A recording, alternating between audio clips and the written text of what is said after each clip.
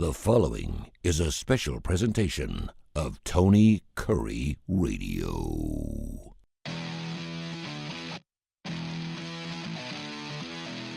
Hello everyone, welcome in students of the game. My name is Alex Baumann, and I'm joined by my two co-hosts today, Nathan Glidewell and Oldenburg. It was a big weekend in college basketball, rivalry games going on all around the country, but the biggest one being Alabama hosting the Auburn Tigers. But Auburn gets the best of the Tide, beats them 94-85, in what was really not a close game throughout the entirety of it, but ended up with an Auburn 9-point win with Alabama fighting back late in that second half. So I ask you, Gray, how was Auburn able to go into Alabama and beat them? Well, it starts on the defensive end.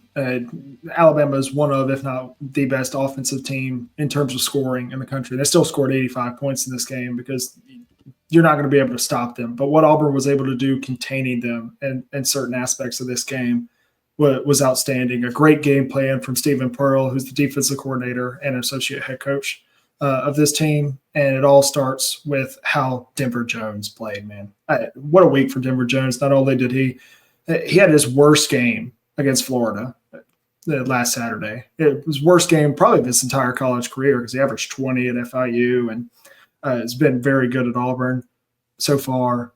And then wins SEC Player of the Week the next week. And what he did against Vandy, and then what he did defensively against Mark Sears and Aiden Holloway. Two guys who have been playing fantastic down the stretch for Alabama, especially the past few games.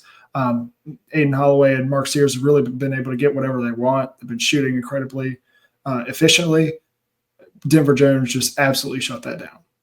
He was fantastic on the ball. He 100% deserves to be on the Naismith all-defensive team. A straight quote from Bruce Pearl's post-game press conference in this, and that's where the defense started. And then the impressive thing about this Auburn team is they just continue to prove why they're the best team in the country. This is the team that we watched in November beat Houston over in the Toyota Center. And this is the same team that we watched blow through the Maui Invitational. This is the same team we watched absolutely annihilate Purdue in Birmingham and just dismantle Ohio State in Atlanta.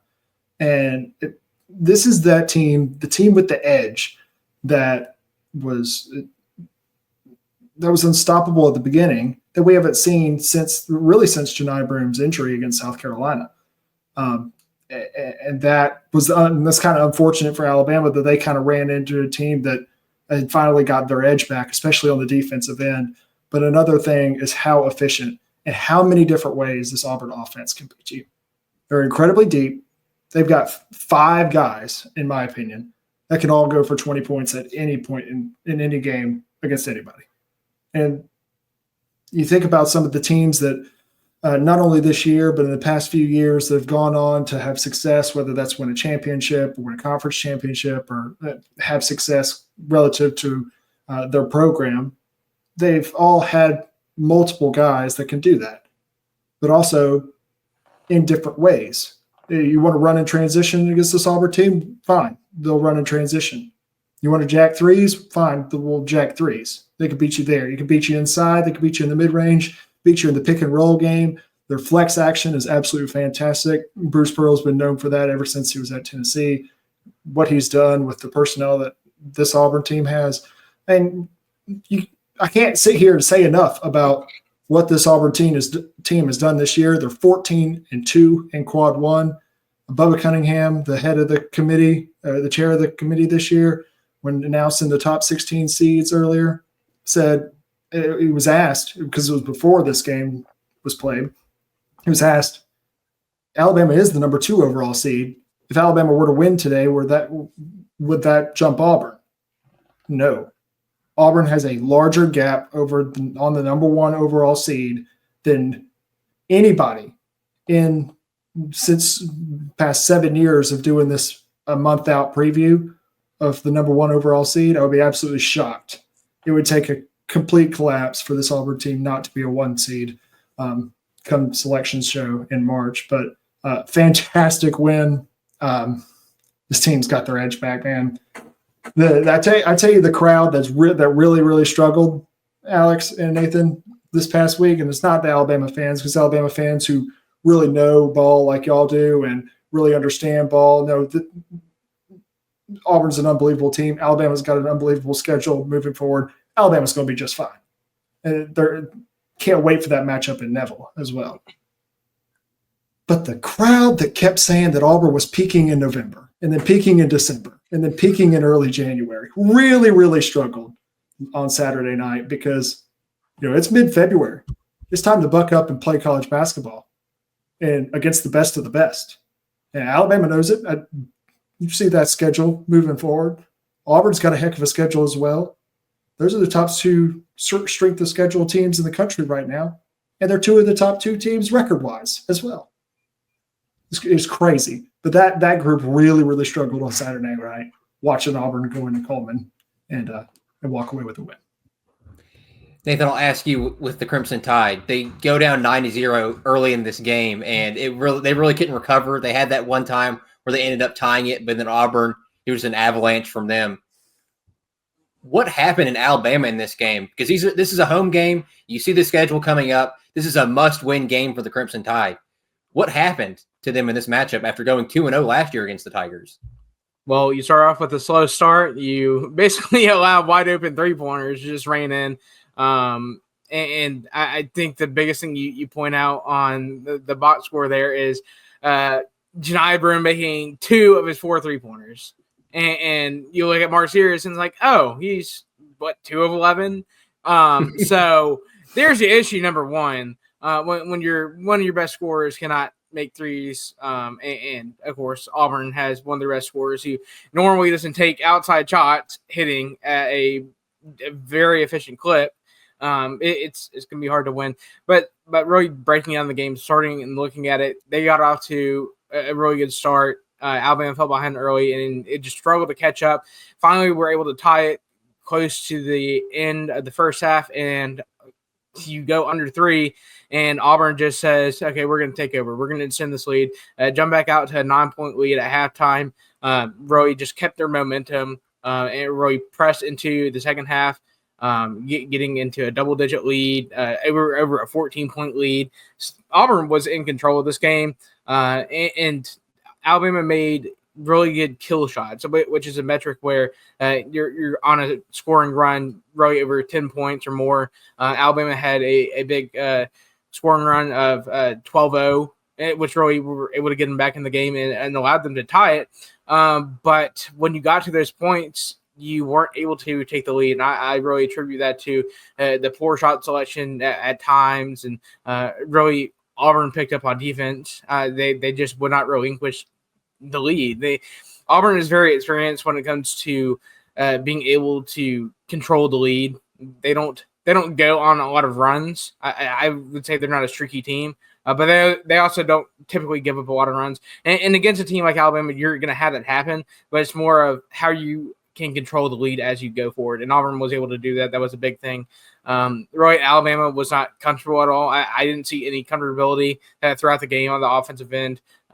Like Gray said, credit to Denver Jones, the way he played against Mark Sears primarily, had him in the chokehold. He fought through screens, which is another thing. Alabama did not set screens well at all. I don't know what they do in practice, but they just let the guards go right on through. Mark Sears has 0 separation on a lot of the drives he took. And then you break down when you were able to get into the paint and do stuff. You weren't hitting at a good enough clip to where you could catch up to Auburn because, they were not missing shots. The close shots that Janai Broome took that would just roll on the rim, and then it happened for Dylan Cardwell as well.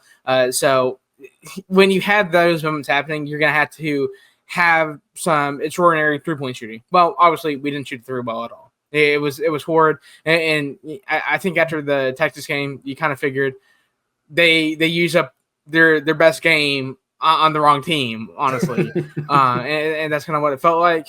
But really in the second half, they traded back and forth punches. I really thought that at that time Alabama was able to get the momentum that they needed to really surge and take the lead and maybe end up winning the game. But again, you just you fall to the level of your systems. And the system Bruce Pearl has in place at Auburn is absolutely incredible. It's why they're the best team in the country. It's why I said it all last week. It's why I've repeated it for months on end now that this is the best team in the country because of the way Bruce Pearl has been able to coach this team up. Even with Janai Broom getting hurt and Chad Baker-Mazara fouling out, the guys that were able to come in, Dahad Pettiford having insane layups. Just I don't even know how he made some of the shots he made. They were circus shots, but they went in. But the systems were there for every single personnel that came in for Auburn. And that's really the big difference. The energy level was there. You don't see people who may not be involved on the offensive end not hustling on the defensive end. It's one team. Everyone is playing for a common goal, and that is a big thing for Auburn going forward. Alabama in this game, it could have been really different. You really capitalized on what you needed to do. I mean, you doubled the offensive rebounds. You limited turnovers. You only had 7 all game. Mm-hmm. So things that were a consistent problem weren't a consistent problem. But what it came down to, you weren't able to shoot the 3 ball well. You weren't able to convert on a lot of your layups, and you missed free throws. That's a big thing in these types of games when it comes down to the stretch. When it's a close game, it comes to 10 points or fewer, you're going to have to be able to convert in several different moments, and they weren't able to accomplish that. And that's the reason Auburn walked away with a win. I think Alabama definitely has the ceiling to be the top 10 in the country, but they're not consistent enough. They haven't proven it. And their floor, it's very good, but it's definitely not the best team in the country. And the way they played Saturday, they didn't look a top 5 team to me. And that's just being honest. But I give credit to Nate Oates and the way he did prepare the team because it wasn't a lack of preparation. I felt like the system he had in place was very, very well. It wasn't executed properly. And that comes down to the players. Mark Sears has to be better. I mean, you're supposed to be this first-team All-American. You're supposed to be the leader of this team, and you're out there shooting 4 for 17. That's horrid. That's something I'd never want to see. And the fact that he can continue to have such poor shot selection, especially going into the second half, really made me mad. I felt bad for a guy in Holloway who really didn't get to experience the game at all because he spent a lot of time on the bench in foul trouble, and that is something that really hurts the team. I don't feel like we've had enough shooting out there. We should have gotten Chris Youngblood more involved. He's been one of the best shooters down the stretch of this SEC conference play. We didn't get him involved enough. Grant Nelson took really stupid shots at times, and Jaron Stevenson coming off a heater ice game, I thought maybe he'd get to see the ball more, but overall he didn't, and he had some terrible situations. He missed a wide open putback dunk, and really stuff like that kills momentum. Missing layups, stuff like that's not a recipe for success, and obviously it proved that in the score. But going forward, Alabama has to stay focused on the task at hand. They don't get an easier schedule after this. You keep playing really, really good teams. So you just got to switch your focus and move on to the next game. This one sucks. You wanted to win this game. You wanted to prove that you were the better team. But that's just not the way it worked out. You got to consistently be able to take care of business against these other teams. You'll get another shot at Auburn and Neville to finish out the regular season. But you got to take it one game at a time from here on out. Nathan, one thing you didn't talk about there was the continual dropping on screens. Clifford Morey, Mo Diabate, Grant Nelson. Throughout the entirety of the first half, they would drop on the screen.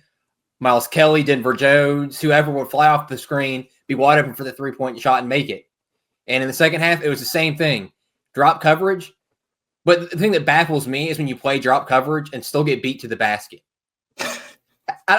There was like 3 or 4 times I watched Clifford Morey go under the screen, play drop coverage, and get beat directly to the basket. If you're going to play drop coverage, the one thing you can't do is get beat to the basket. Alabama fans on Twitter are talking about Nate Oates' system on offense, live and die by the 3-pointer, how bad that's been, how he needs to change it, and the defense, how poor that is. But in your eyes, what was wrong with the defense and the offense in this game? Number one, I don't think we're live and die by the 3 team. I mean, we didn't shoot the 3 ball well, but we also missed a ton of layups. I mean, obviously, I don't even think we took more threes than Auburn did. So that obviously throws that out the window. Offensive fault already went through that. But as far as defense goes, ever since we had Charles Fidiaco, we decided we're going to play drop coverage on every single screen known to man. That is just a poor defensive plan, in my opinion. I've always hated it. I always think help off screens is a big thing. Playing sides is a big thing. And when you leave your guards on an island, yes, you expect them to be able to fight through, but it's hard. I mean, Janai Broome is a huge guy. He can set really, really good screens. And the same thing with Dylan Cardwell. They have a lot of people who are very strong and can set well set screens. And unfortunately, Cliff Moore doesn't fit the mold of a guy who can play direct coverage. Sure, he has a long wingspan, but he's not overly fast. He doesn't really provide a lot of perimeter contests if he does help up a little bit. It was a guy more in Mo Diabate who I figured it would be a better option. But unfortunately, Mo Diabate is undersized to play against Janai Broome. So it's kind of it was a crappy situation. And really, I think a guy who fits him mold well is Grant Nelson, but he cannot play defense. He cannot play defense. I don't know what it is about him. He cannot figure it out, whether it be perimeter, whether it be interior. He's just an absolute liability anywhere you put him. Jaron Stevenson's another guy I thought he could play, but we never really tested him out in that situation. And I think really that's more towards him not being strong enough to guard Janai Broome. Diabate, I thought, provided the best chance, but he also ended up getting in foul trouble early on. We didn't really see him in the second half. But for guys like Cliff Morey, this lackadaisical defense where you just sit in the paint and you're not really able to get back, it's not working. It's not working. And it really makes me think back to this summer when we were in the transfer portal and looking for guys, and we landed on Cliff Morey. Was there someone better off we could have gotten that could have fit the mold better to really play defense in the paint? I mean, it's been crappy all year. We've been one of the worst teams at giving up 2-point shots. And while some of that comes from the mid-range, a lot of that comes from the paint. Our paint protection has been horrible. And you're going to play against teams who really know how to attack the paint. You just played one and you lost. So now is the time to really figure out how you're going to fix it. Are you going to consistently play drop coverage, which I think we will end up doing, or are you going to actually end up hustling on defense? Are you going to really provide 100% effort when it's needed? I think that's the bigger thing to point out is the personnel wasn't executing the proper systems. I don't think the system's right, but the system does work. It has been shown to work at times. And really it starts with the personnel hustling. And I didn't really see that Saturday. And that's one of the big reasons why we lost. It frustrates me because Miles Kelly was basically just target practice. It was target practice for him. He was wide open every single time. And that's how you cannot leave wide open. Same thing for Denver Jones. Auburn's guards were having a field day because there is no one coming over the screen to really guard them. And that is a big difference. And why Auburn was able to shoot the three ball so well is because they're not taking contested shots. They're not taking ISO shots. They're taking wide open off the screen shots. I mean, and a team like that is going to be able to hit that at a consistent clip.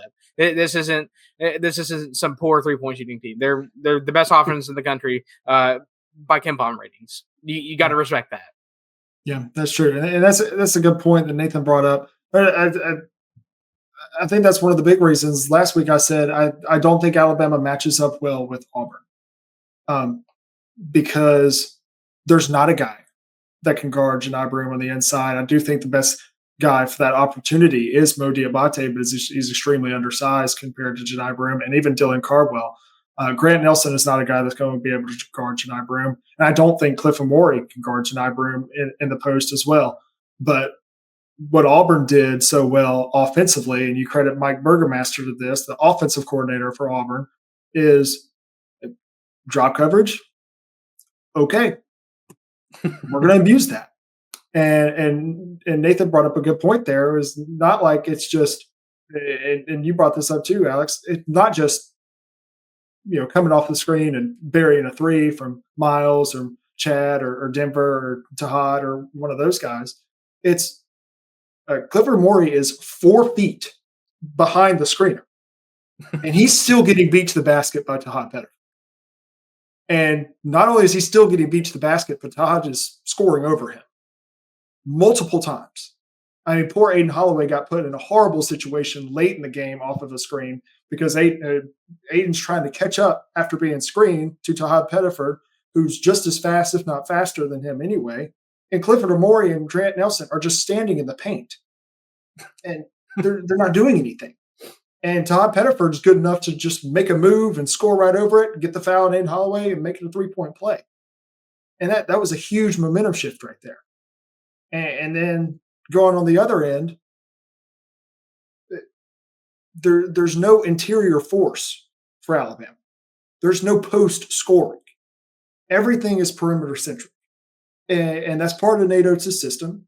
He runs an NBA style type of system, and it works because he surrounds the athletes that he has at big guys like Amori and Nelson with great shooters and great guards. And that's what he has this year. But that's not going to match up well with a team that can beat you not only in every way possible, but especially on the inside and abusing those bigs who aren't good perimeter defenders. And I think the only other team in not just the SEC, but the country that can match up with Auburn coming off the screen with their big guys is Florida. And they showed it last Saturday. Florida was the only team to do that. And Florida was the only team to also hedge the back screen. Auburn loves to run a back screen for their big guy off of a screen. And that was a lob was open for Janai Broome in this game where the ball spun around 4 times and spun out. But that's the exact play. And they did that against Purdue and Ohio State probably 40 times and scored every time. It's because there's not a guy it's the guard who's screening, the point guard who's screening. So say it's Mark Sears' guy, say it's Denver Jones, is screening Alabama's big guy who's out there with Janai Broome or Dylan Cardwell, who's setting the screen for Chad Baker-Mazara.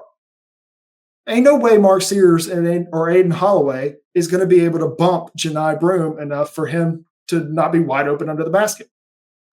And Auburn's got good enough passers and big enough wings to get him the ball in that position. And the only team that was able to do that was Florida. It was because of their size of their guards, even without Elijah Martin last Saturday in Neville Arena, that's how they were able to that, and they made every shot. That's how they were able to beat Auburn. That's how you beat Auburn. But Alabama's not a team that's going to be able to match up with that. So everything needs to be on the perimeter.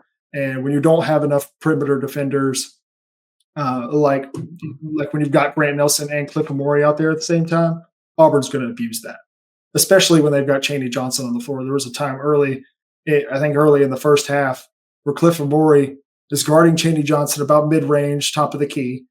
And Cliff Amori takes 3 steps back while Chaney has the ball. And Chaney just shoots it over it and makes it. That's just not reading the scouting report. That's just poor defense on Cliff Amori's part. And that cannot happen moving forward for Alabama against teams like Florida, Tennessee, Missouri coming up on Wednesday, and Auburn again in Neville.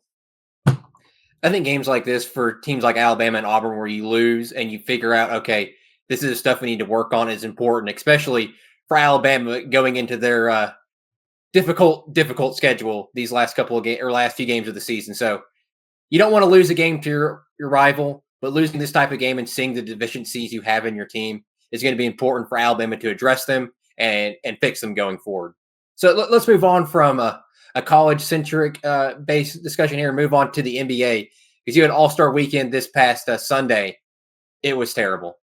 Absolutely terrible. 3 hours of basketball, 42 minutes were actually being played of a basketball game. That was the only 42 minutes of actual All-Star games. What was wrong with this format, guys? Everything. Ever since Kobe Bryant retired, the NBA All-Star game and the NBA All-Star Weekend hasn't been the same. You think about it, that was the last. 2016 was the last real good NBA All-Star Weekend. It had an unbelievable dunk contest with Eric Gordon and Zach LaVine. It had Kobe and LeBron and Steph Curry and all those guys, Kevin Durant, those guys competing. It was a pickup game for the first few quarters, and then they pick it up. And it was East versus West, just like it should be, just like it always has been in the past. And it was fun. this isn't fun to watch. I don't want to tune into this. Not only is it not competitive, these guys are not showing any competitive spirit. You had a guy like LeBron James sit out. What are we even doing? You had a guy win the dunk contest, 3 straight times? He has one career NBA dunk.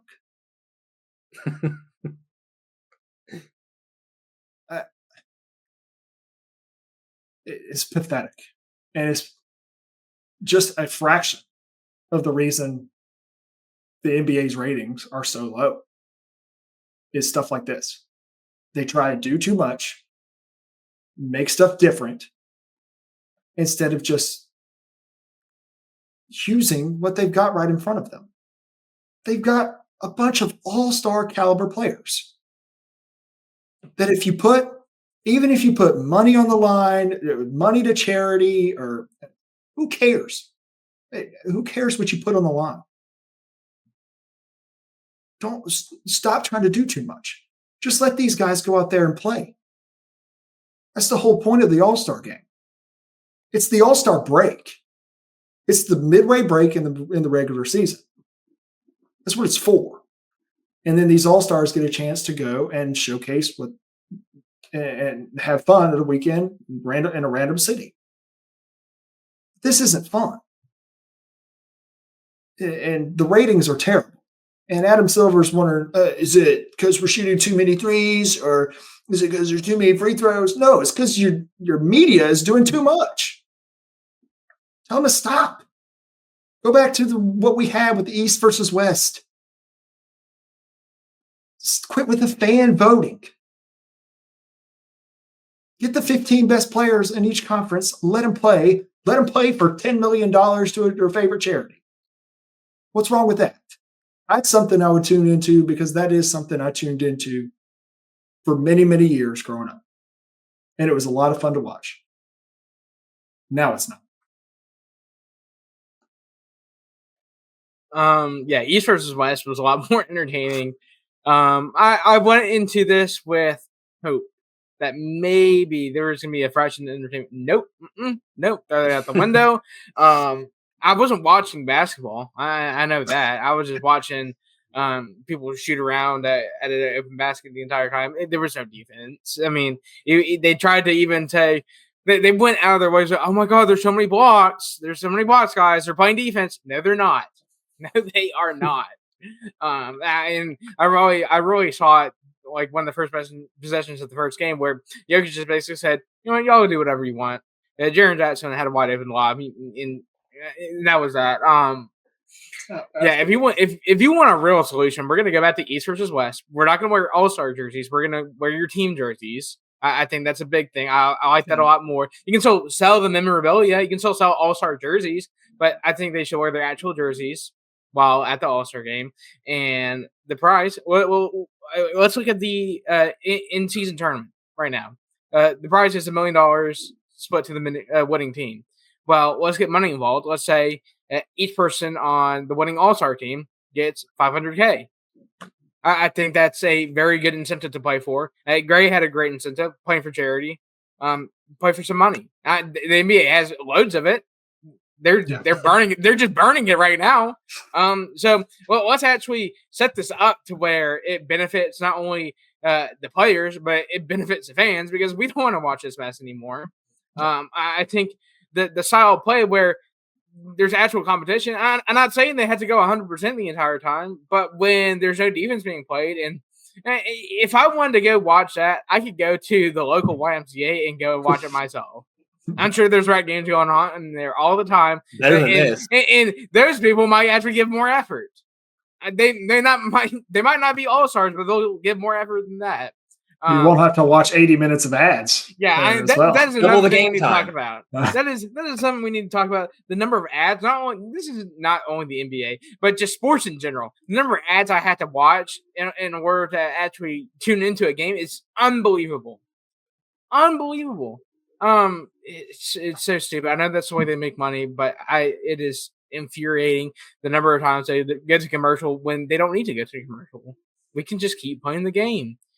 The NBA it's dying. It is on life support right now. They need to do something to figure out how to get people more involved. And I think the biggest thing, I've watched several videos on this now. It's not even the product. It's not even who wins anymore. It's not how they compete. It's more centered around the fact that people gamble on this. And gambling is becoming more readily available to everyone in the country. And it is so easy to go and bet on a game now. And that's how the NBA is going to make their money. And that is why it's so important for them to wanting to expand to a city in Las Vegas, because guess what? Center of gambling right there. And this is all the NBA is about. It's not even about basketball anymore. It's how much money you can make. Ads and gambling, that is what they're going to make. They don't care about ticket sales. They don't care about anything else. It's just a small portion of the profit that these NBA teams bring in. And every single owner and GM of these franchises knows that. They knows what sells. So we're not going to continuously act like they're trying to sell real product to us anymore, because that's long gone. The old days of the NBA actually being enjoyable are long gone. I will still go and watch the NBA. I will still go and root for the Thunder. I'll go root for my favorite team and tune in there. I'll spend my money to watch them. But other than that, I'm not going to put on ESPN and see the Spurs play the Bucks on a random Friday night because I want to. It's a bad product. I'm not going to watch it. I'm not going to watch any other game than my favorite team. That's just that. NBA in general it's rough to watch. You go to college basketball, and every game you want to watch it. It's competitive. They're playing defense. We just talked about Alabama and Auburn, both teams playing hard defense, trying to get back into the game for Alabama.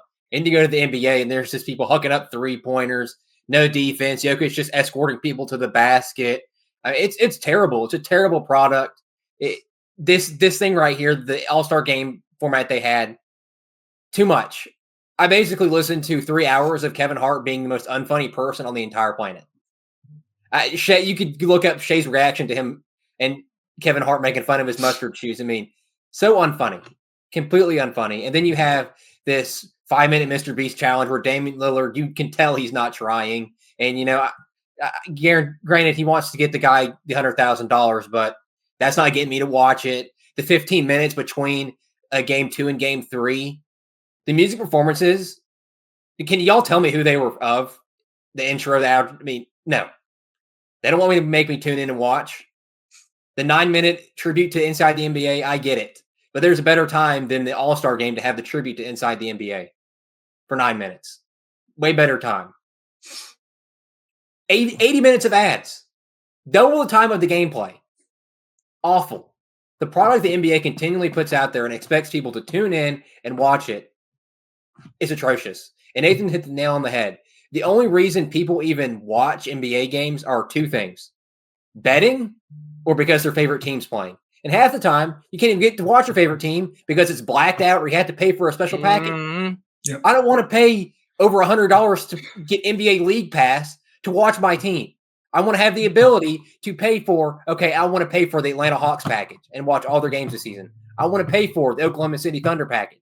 And Grant, no, you probably want to pay for it, but the Charlotte Hornets package, I want to pay for that. You'd have to pay me. But the MLB is the same way. You have to pay for certain things to watch teams. People don't want to pay so much money to watch their favorite team, even though they love them. People don't have endless amounts of money nowadays. College football, the reason people watch college football and college basketball is because the games are readily available. I can go to SEC Network and Alabama's playing a lesser opponent, or they're playing a SEC opponent that's not great. It's going to be on SEC Network or ESPN Plus or something. It's readily available and somewhat inexpensive if you have YouTube TV or cable or whatever. And a way better product. Yeah, and the NBA, MLB, NFL has gone way too much, and let's put it on Peacock. Let's put it on Paramount Plus. Let's put it on Amazon Prime. Again, people don't have thousands of dollars to sink in to watch the shitty product you put on the court, the field, whatever. I'm sorry, I'm not going to invest in YouTube TV or whatever to go just watch the All-Star game. I personally didn't reorganize my day to, tonight I'm going to sit down and I'm going to watch 3 hours of the All-Star game. I don't think there was anybody in the country that said that statement. No. And you know why? because it's a terrible product.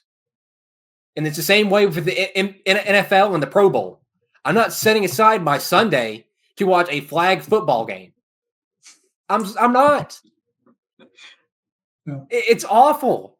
And they're not doing anything about it. Adam Silver's approach to changing the NBA and trying to fix it is let's add more tournaments. Let's add a play-in tournament. Let's add the in-season tournament. Let's add an all-star tournament. It doesn't fix anything. It hasn't. The only thing it does is line your pockets with money. Fans see through the bullshit. They know what's happening. The product's getting worse and worse. No defense is not getting played. The refs are getting more ticky-tack. The NBA, not only with the All-Star game, but in general, has gotten terrible. The players have gotten way better, but the product has somehow gotten way worse, which continues to baffle me day after day. It's how you get better players, but your product gets worse. Yeah.